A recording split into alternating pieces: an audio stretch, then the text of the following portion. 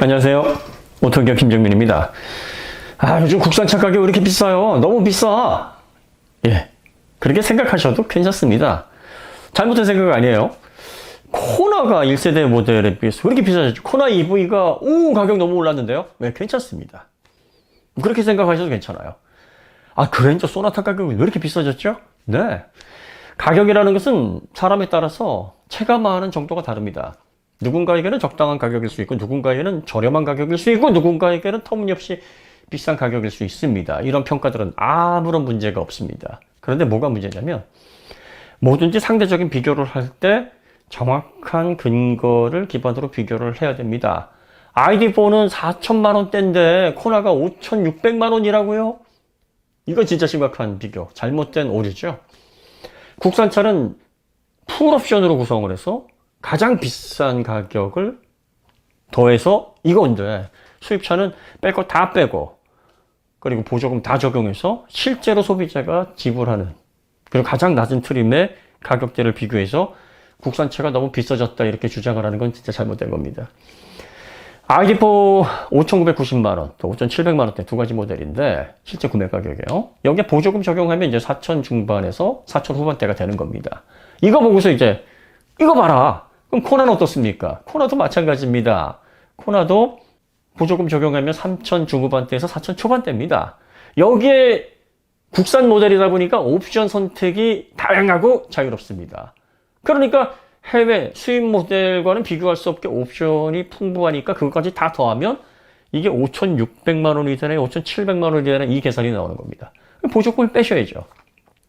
보조금은 전기차 사면 딱 그 전기차 보조금 안에 들어가는 가격 그 한계만큼 보조금은 나오니까 그걸 빼셔야 최종적으로 소비자가 지불하는 가격이 되는 거 아닙니까? 동일하게 적용하셔야 돼요. 그리고 수입 모델 같은 경우에는 이제 수입사가 풀옵션을 가져오는 게 아니에요. 최상위 모델이라 그래도 풀옵션 다 옵션 넣어서 들어오는 게 아니라 이 정도면 불편 없고 이 정도면 고급스럽겠지라고 해서 나름 선택을 해서 들여오는 겁니다. 그러니까 그 라인업에서 가장 최상위 모델이라도 풀옵션에서 대략 85% 정도밖에 구성을 안 합니다. 100% 다 하게 되면 엄청 비싸지거든요. 그런데 최상위 모델이니까 국내에서는 풀옵션하고 비교를 해야 된다. 아닙니다. 옵션 보면 다 달라요. ID4에는 HUD 없습니다. 그죠? 그것만 없습니까? 통풍 시트도 없어요. V12에는 없습니다. 인포테인먼트, 더 다양하게 이용할 수 있는 그런 기능들이 딸립니다. 내비게이션도 구글 오토나 애플 카플레이로 연동하는 방식이에요. 이런 것까지 그러면 다 빼야죠. 그러면 가격 실질적으로 얼마가 더 차이가 나는 걸까요? 어떤 분들은 그래요. 전장이 30cm 기니까 더 크잖아. 급이 다르다. 실내는 휠베이스 10cm 밖에 차이가 안 나고요. 실제 실내 공간 구현한 거 보면 코나 EV와 ID4가 거의 비슷한 급의 차처럼 실내 공간이 비슷합니다. 출력 동일하죠. 주행거리는 코나 EV가 더 많이 갑니다. 이거 어떻게 된 겁니까? 플러스 마이너스 더 좋은 거 딸리는 거 해보면 두 모델은 그냥 비슷비슷하구나. 그러니까 수입 모델이다 보니까 대략적으로 최상위 모델을 기준으로 해서 680만 원 정도 더 비싼 거구나. 이런 결론으로 비교 결과가 나오는 겁니다. 이렇게 하면 전혀 문제가 없는데 가장 저렴하게 수입차는, 국산차는 가장 있는 거 다 붙이고 이렇게 계산하니까 그래서 혼란이 오는 거예요. 자, 이렇게 절대 계산하시면 안 됩니다. 옵션이라는 것은요, 편리하게 있으면 더 좋은 거니까 각자 토핑처럼 구입하세요. 이거라고 저희가 매번 말씀드리죠. 그러니까 트림에 매겨져 있는 그 가격, 전기차는 거기에서 보조금을 제외해서 소비자가 실제로 지불하는 그 가격이 맞는 겁니다. 그러니까 하도 유튜버들이 코나 5,600만 원 이렇게 딱 해놓으니까 한 사람이라도 클릭하라고 이렇게 해놓는 거예요. 그 사람들 자유입니다. 뭘 할 수 없어요. 근데 여러분들이 이건 풀옵션이잖아. 이 풀옵션 보조금 다 빼면은 실제는 얼마구만. 이렇게 자꾸 지적을 하고 자꾸 이렇게 자극적으로 클릭률 유도해서 오해하게끔 할 거야? 라고 지적하면 이거 별로 관심을 못 보는구나. 이거 안 통하네. 앞으로 이렇게 하지 말아야지. 하고서 그만두겠죠? 여러분들이 이런 것들 자꾸 지적하세요. 그거 자꾸 이렇게 하는 거 안 좋은 거야. 기본은 얼마고 풀옵션은 얼마고 이렇게 안내해 주는 건 좋은 건데 마치 오해하게끔 해서 코나가 무슨 5,600만 원 전기차 알만한 사람이 왜 그래? 이렇게 지적을 해주셔야 앞으로 이렇게 아마 차를 잘 모르시거나 또 이런 정보에 둔감하신 분들은 그걸 오해하실 수 있거든요.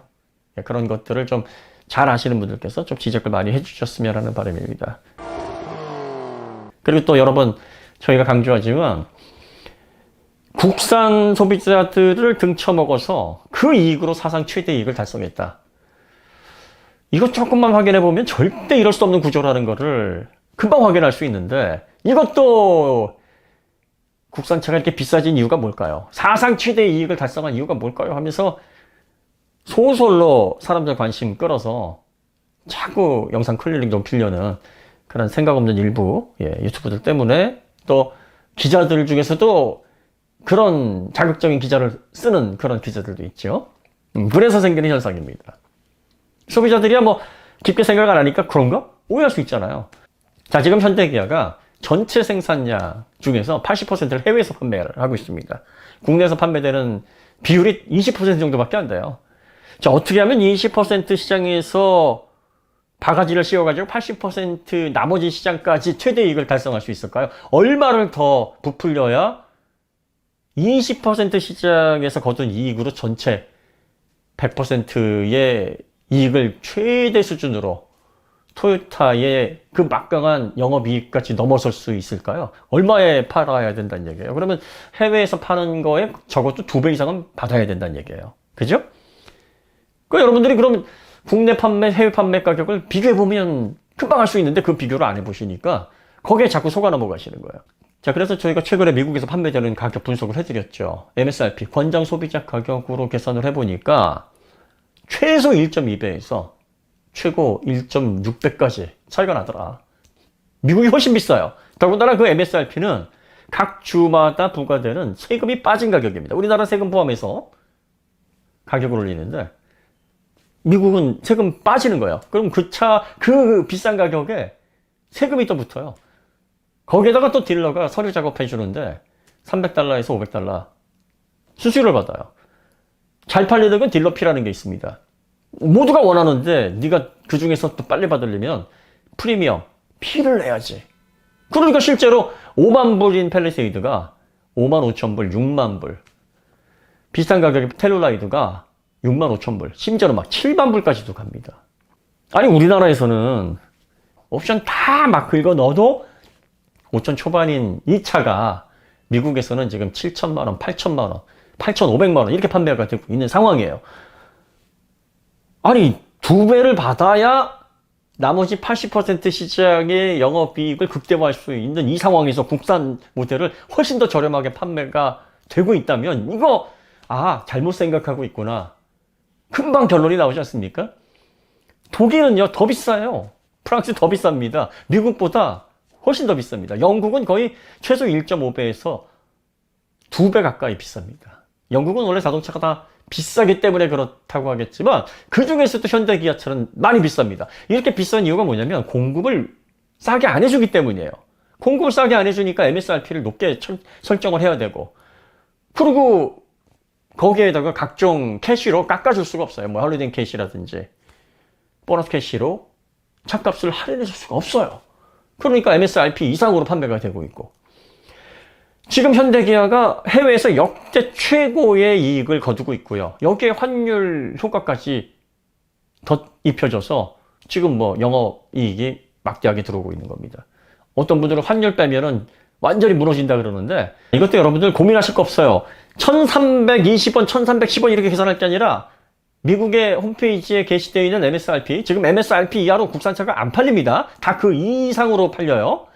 그 가격대에 곱하기 1100을 해보세요. 1100원은 항상 표준 환율로 과거서부터 인식되어 왔던 환율이지 않습니까? 그래도 10% 이상 비쌉니다. 최소 10% 이상 비싸요. 더 비싼 모델도 있어요. 그렇게 계산을 해도.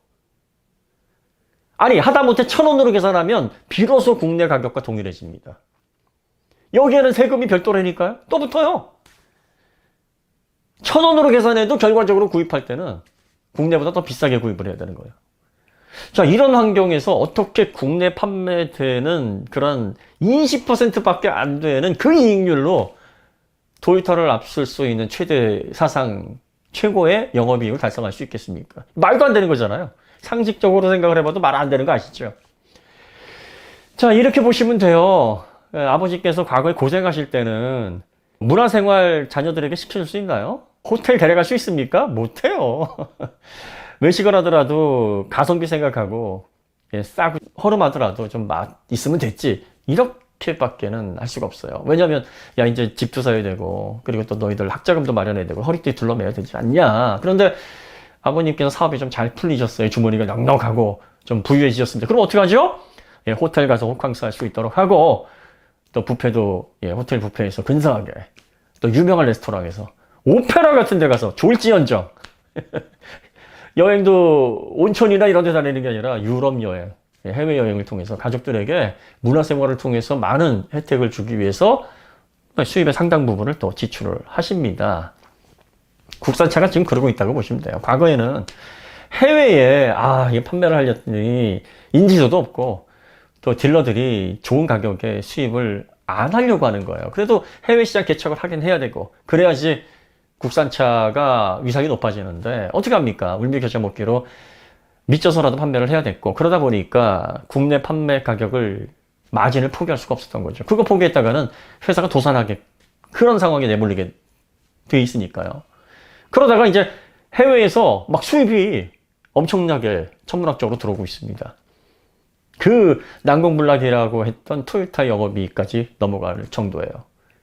80%나 비중을 차지하고 있는 그 해외 시장에서 막강한 수입이 들어오니까 이제 주머니에 돈이 두둑해졌어요. 그러니까 어떻게 합니까? 야, 이제 국산 소비자들에게는 해외에 올리는, 해외에서 인상하는 그 가격보다는 그래도 조금 덜 올리자. 그동안 국산차 이용하고 또 우리가 차 그다지 잘 못 만들 때 그래도 믿고 이용을 해줬으니까 이제는 우리가 국산 차로서의 혜택을 그래도 줘야 되는 거 아니냐. 이익도 중요하지만 국산 소비자들에게는 조금 가격이 인상되거나 또 이익의 폭을 해외만큼은 좀 적게 또 느리게 이렇게 해서 혜택을 좀 주는 게 낫지 않겠냐. 최소한 이렇게까지는 생각을 하고 있는 거예요. 그만큼의 여유. 왜 공간에서 인심 난다 그러잖아요. 지금 현대기아가 인심을 쓸만한 그런 위치에 올라가 있습니다. 그리고 국산차가 언제부터? 아니 국산차가 과거에 이렇게 찌질했는데 언제부터? 2017년 이후부터예요. 한 6년 됐어요. 그래서 모르시는 분들이 많습니다. 내가 10년 전에, 15년 전에 이 기억으로 생각을 하시면 전혀 지금 달라진 국산차의 위상이나 달라진 품질, 상상 못합니다. 오토교를 자주 찾아주시는 구독자분들이야 워낙에 영민하시고 지식이 많으시고 판단력이 날카로우신 분이니까 그걸 명확하게 보시고 계신데 혹시나 이렇게 알고리즘에 걸려서 무슨 얘기지 하고 보시는 분들도 저희같이 재미없고 본질을 다루는 내용들에 귀를 기울이실 것 같으면 이런 인과관계를 조금만 들면 이게 맞구나 금방 판단하실 수 있을 거예요. 그러니까 과거에 생각 없이 국산차에 찌질했던 그 기억 때문에 지금도 그럴 것이다 라고 오해하실 이유가 없고요. 그 다음에 유튜브 스튜디오 보면서 조회수, 수입 이런 것들 막 눈에 불을 켜고서 어떻게 하면 국산차 팔아가지고 한 조회수라도 더 올릴까 궁리하는 그런 이런 사람들에게 먹이 주지 마세요. 그리고 타이르세요. 그래야지 이 분위기가 바뀝니다. 아시는 분들이 좀 그러셔야 정말 모르셔가지고 판단을 잘 못하시는 분들은 그게 사실인 줄 착각하게 되는 겁니다. 제가 이제 해외 친구들 여럿 있는데 한 15년 전부터는 이게 아무리 친해도 국가 간 국적이 다르게 되면 이야기를 하면서 이제 자존심 섞인 대화를 하게 됩니다. 니네 나라는 뭐가 짱인데? 그래서 이제 그때는 야 우리나라 삼성 가지고 있어. 삼성 알지? IT 강국 최고야. 이 부분에 있어서는 반도체 못 따라와. 니들이 죽었다 깨어도 못 따라와. 하다가 한 7, 8년 전서부터는 이제 K-팝 문화 야 한류 K 콘텐츠 진짜 짱이다. BTS 알지? 그러다가 최근에는 드디어 오매불방 기다리던 자동차에서도 자신감 뿜뿜 넘치는 그런 대화가 가능해졌어요. 이거 알지 니들? 니네 나라에서도 현대 지금 기아 얼마나 잘 팔리고 있고 얼마나 사람들이 엄지를 치켜 세우는지 니들이 봐서 알잖아? 앞으로 전기차 시대가 오면은 우리나라 대한민국 자동차가 전 세계를 누빌 거야. 우리나라가 이 정도야. 인구가 5,300만 밖에 안 되고 그동안 많은 부침이 있었지만 우리는 하는 것마다 이렇게 성공시켜. 반도체 업체 몇 개 안 됐지만 그중에서 세계 최고 나왔고 인구 얼마 안 되지만 그중에서 세계 최고의 컨텐츠를 생산하는 그룹들 나왔고 자동차 기업도 몇 개 안 됐지만 그중에 세계 최고라고 할 수 있는 그런 전기차를 생산하는 현대 기아가 지금 잘 성장하고 있어. 보이잖아, 니들이. 확인할 수 있잖아. 이거 자다가도 막 웃음 나올 일이에요. 그렇지 않습니까? 자, 국산차 언제부터? 한 6, 7년 됐습니다. 네. 그 이전의 기억을 가지고 계신 분들은 기억을 캘리브레이션, 보정하세요. 그리고 금방 보정될 겁니다. 팩트들은 넘쳐납니다. 자극적으로 여러분들의 시간과 여러분들의 손가락 터치를 끄집어내서 조금이라도 사리사욕을 채우려는 이러한 생각 없는 세력들과 맞서셔야 됩니다. 그리고 그 가운데서 팩트를 찾아내시고 그 팩트에 여러분들의 과거에 보정되지 않은 기억을 맞춰서 새로운 시대에 맞는 그런 판단 기준을 가지셔야 되는 그런 시점이 됐습니다.